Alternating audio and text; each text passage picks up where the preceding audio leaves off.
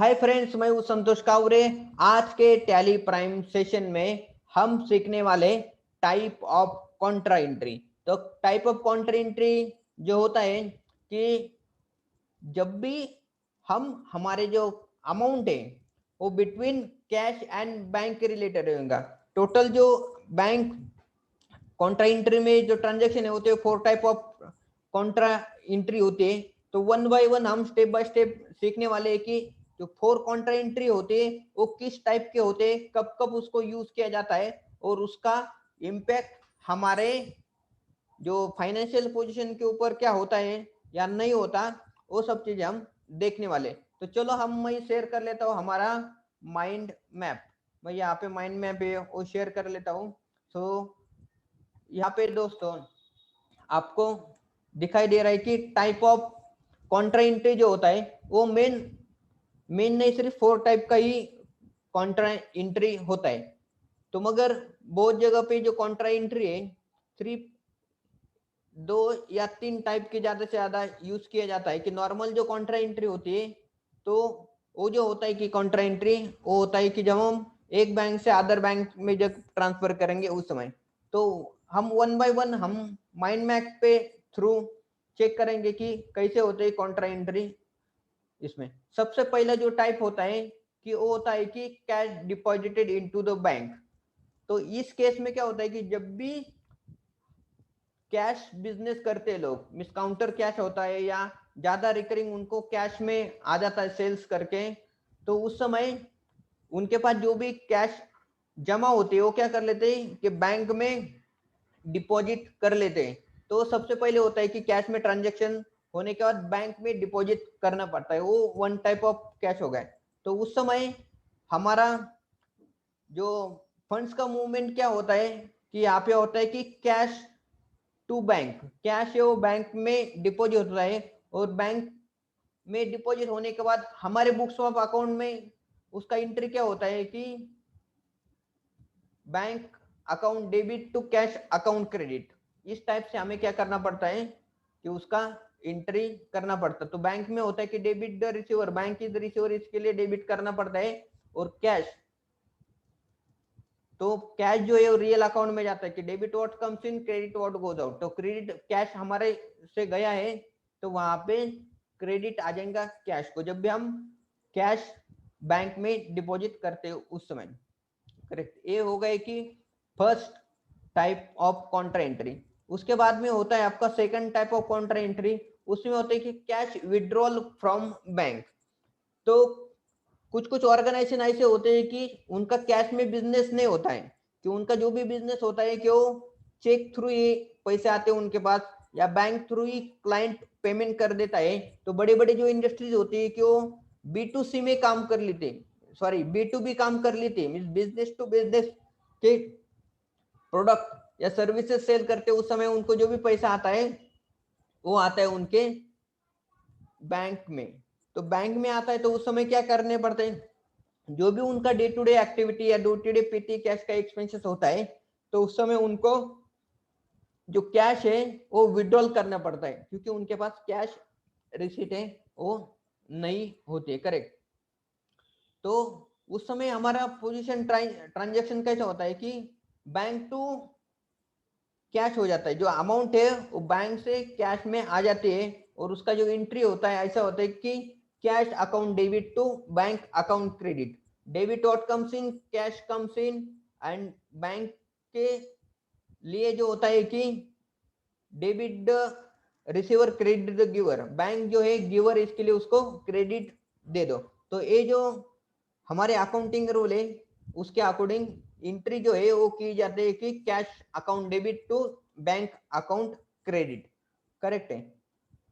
तो ये हो गई हमारा second type of bank in contra transaction. उसके बाद में है कि हमारा थर्ड ट्रांजेक्शन ये होता है कि bank to bank money transfer.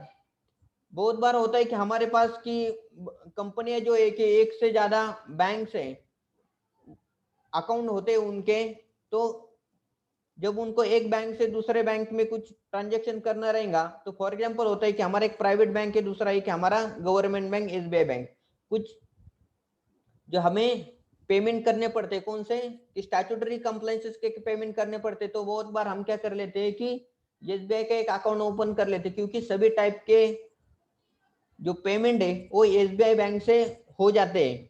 तो उसके हमें क्या करना पड़ता है, और हमारा जो दूसरा एक बैंक में उसमें रिसीट आते हैं कि फॉर एग्जांपल समझो हमारे पास दो बैंक है, एक एचडीएफसी और दूसरा एक्सिस बैंक है। जो भी कस्टमर के पैसे आते हैं हमारे पास, वो हमारे आ जाते हैं एचडीएफसी बैंक में, और जो भी हमारे पास कुछ पेमेंट करना रहेगा तो हम एचडीएफसी से पैसे ट्रांसफर करेंगे एसबीआई में, और एसबीआई से फिर स्टैट्यूटरी कंप्लायंसेस करने के लिए वहां पे ट्रांसफर करना पड़ता है। तो इस पर्पज के लिए हमें क्या करना पड़ता है कि बैंक टू बैंक अमाउंट है ट्रांसफर की जाती है। तो उस समय जो पैसे का जो फ्लो होता है वो होता है कि first bank to second bank, जो भी हमारा एक बैंक से दूसरे बैंक में अमाउंट है वो ट्रांसफर होती है। तो उस समय यहाँ पे जो कॉन्ट्रा एंट्री हो जाएंगी, तो उस समय bank 1 to debit account to bank second credit account ऐसा हो जाता है कि एक बैंक से निकाल के दूसरे बैंक में जो है हम डिपॉजिट कर रहे हैं। करेक्ट है। तो इस तरह से हमें जो है बैंक का एंट्री करना पड़ेगा। तो ये हो गया हमारा 3 टाइप ऑफ कॉन्ट्रा एंट्री। मगर दोस्तों ये जो 4 टाइप का कॉन्ट्रा एंट्री बहुत ही इंपॉर्टेंट है। वो जो कॉन्ट्रा एंट्री वो नॉर्मली सभी जो बिजनेस एक्टिविटी होती है उसमें जो है ये कॉन्ट्रा एंट्री 4th वाला यूज नहीं होता है। तो ये जो होते हैं कि कौन से इंडस्ट्री में यूज होती है वो हम देखेंगे। पहले हम देखेंगे कि कौन से टाइप का 4th एंट्री होता है। तो उस समय क्या होता है कि आपको देखेंगे कि 4 टाइप ऑफ कॉन्ट्रा एंट्री होता है। वो तो कैश टू कैश, तो आपको में भी माइंड में क्वेश्चन आया रहेगा तो कैश टू कैश तो कैसा रहेगा, हमारे पास तो कैश एक ही होता है, तो कैश टू कैश ट्रांजेक्शन कैसे हो जाएगा। तो दोस्तों आपको मैं कुछ एग्जांपल देता हूं कि फॉर एग्जांपल आपके पास क्या है कि मल्टीपल ऑफ काउंटर है। आपका एक बिजनेस है, एक शॉपिंग सेंटर या कोई एक मॉल है, और मॉल में आपका एक शोरूम है। तो शोरूम में क्या होता है कि बहुत सारे कस्टमर है वो आ जाते हैं और हमारा जो प्रोडक्ट है वो परचेस करने के बाद काउंटर के ऊपर आते हैं। तो काउंटर के ऊपर आने के बाद क्या होता है कि वहां पे एक नहीं मल्टीपल काउंटर होते कि हमारे जो भी काउंटर में कम लोग खड़े उस काउंटर में जाके हम उसको क्या कर लेते, पेमेंट करवा के हमारा जो मटेरियल है हम परचेस करके बाहर आ जाते। तो उस समय क्या होता है दोस्तों, मल्टीपल काउंटर रहेंगे तो ऑब्वियसली वहां पे मल्टीपल कैशियर भी होते हैं। तो उस समय क्या होता है कि वहां पे मल्टीपल कैशियर होते हैं, वो बिलिंग करके कैश या कार्ड है अपने पास ले लेते हैं। मगर जब भी कैश उनके पास जमा होता है तो उनको क्या करना पड़ता है कि जो भी दिन भर में उनका पास कैश का कलेक्शन हुआ है उस कैश के कलेक्शन को वो क्या कर लेते अपने